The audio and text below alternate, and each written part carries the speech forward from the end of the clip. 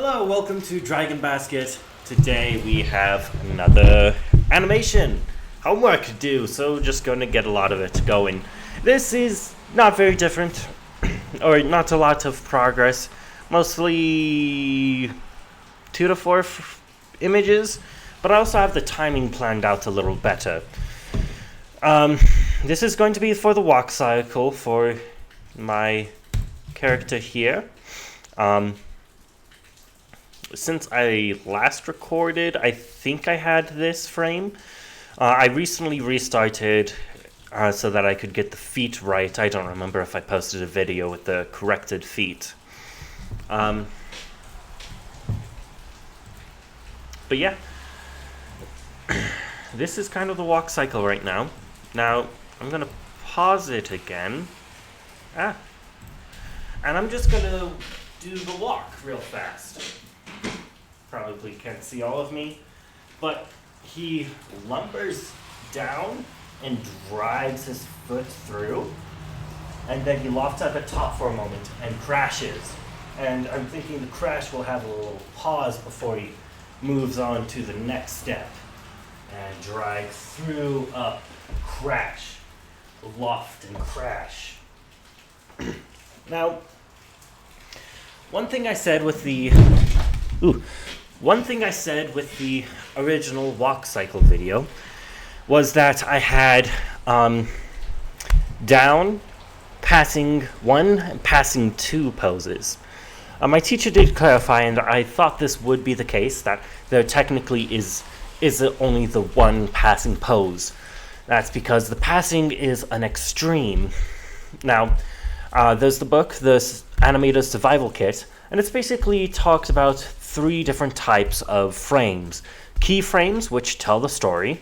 If you have a character go from from sad to happy, is the exact example the book uses, you have to show 2 key frames, 2 story frames. Sad person, happy person. That we can kind of interpret a story of sad to happy from that. Sorry if you hear the rain too loudly. I can't be bothered to record another time because this is my break from animating, because as much as I like doing it, it is still work. And so we have the keyframes, story frames. Next we have the extremes, which are the basic building blocks of the action. I don't know if I'm explaining that well, but those are what the down and contact, passing, and up poses are. Those are the walk cycle extremes, or the walk-through extremes. The Survival Animators Toolkit, the Animator Survival Kit, that's what it's called. Their example is a person walking. He sees a piece of chalk and bends down to pick it up, and then writes something on a chalkboard. Through this, those are extremes. Walking, extreme. Bending down is an extreme.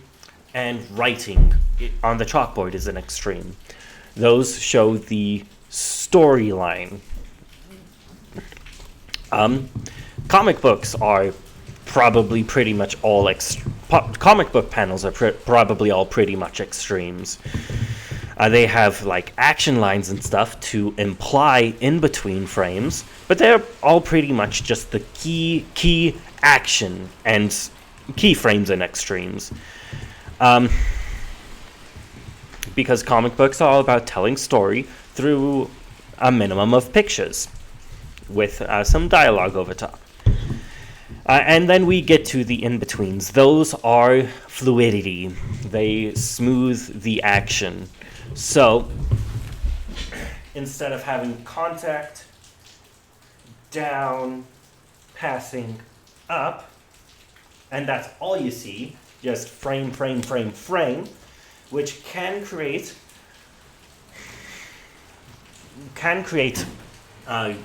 images or GIFs or small videos of implied walking or other actions.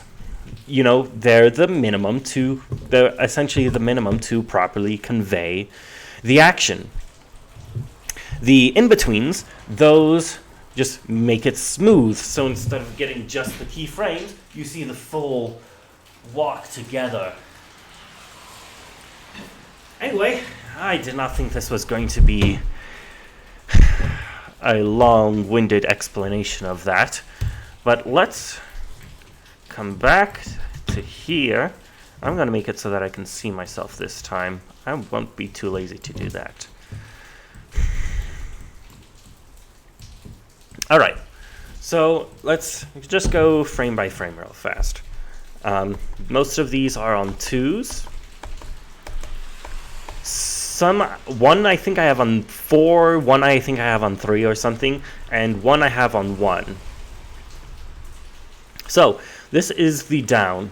Like I did before, I started with the down position.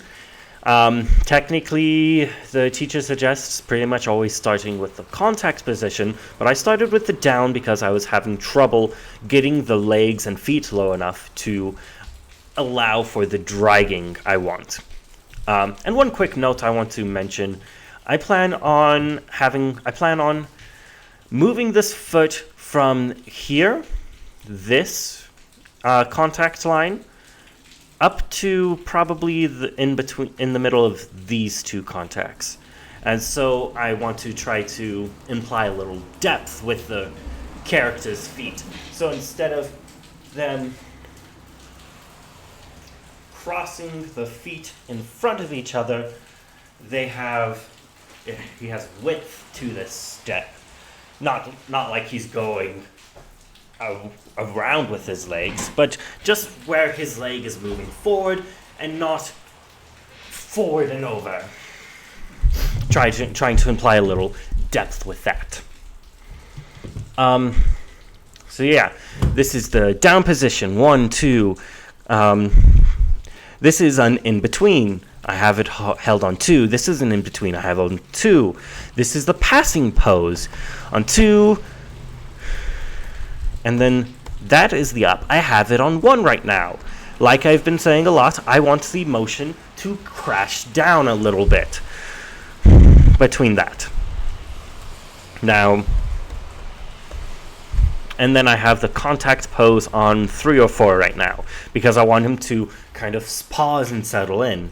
So what I'm actually going to do is change this. So the contact, probably the feet are arched a bit more. So instead of this angle, it's more at this angle.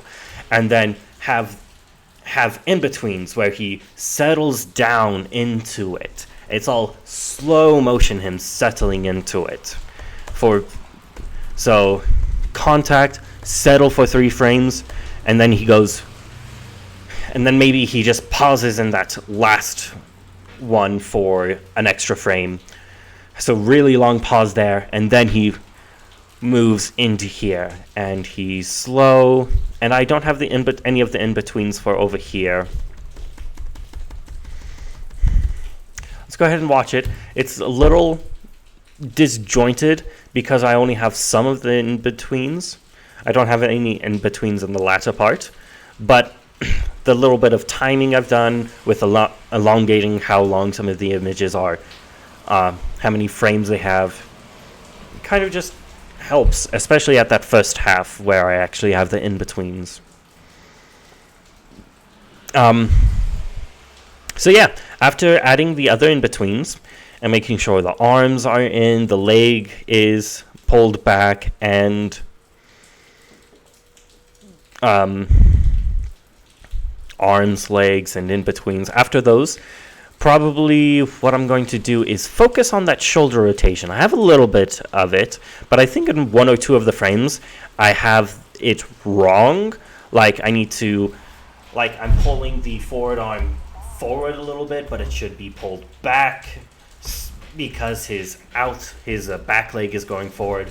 So you want the arms and legs to be opposite each other. So let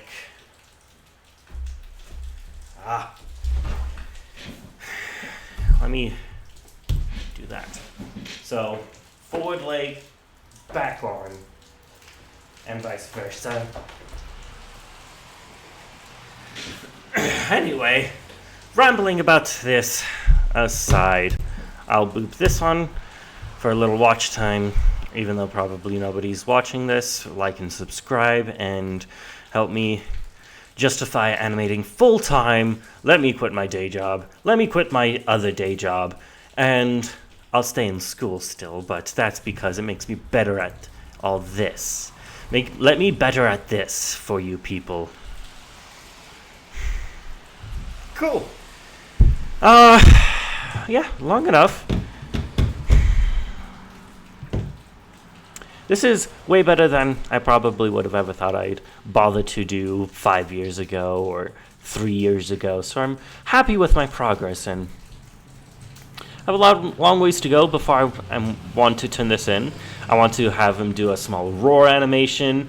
If I have the time, add a decent background, like a detailed background with maybe rocks and trees, and the background will be moving.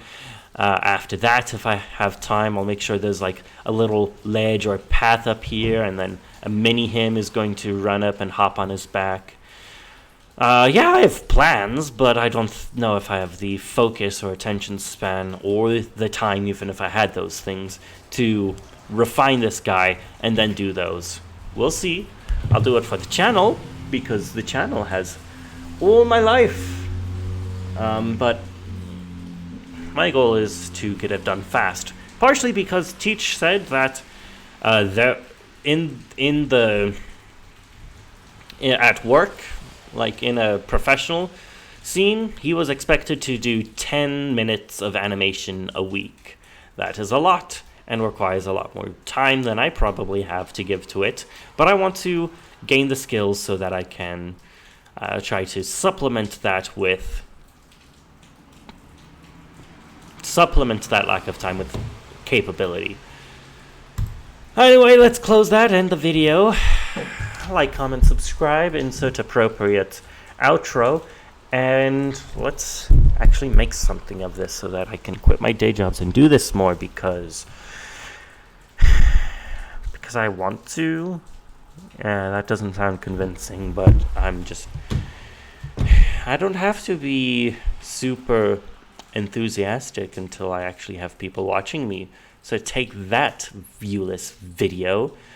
I can work the system until I can't, but I'd rather be in the situation where I can't work the system. So I'll stop rambling and cut this off, and YouTube suggests me to people so that they can see my rambling and be like, he's stupid, but I'll follow him so that he can live his dream and entertain me.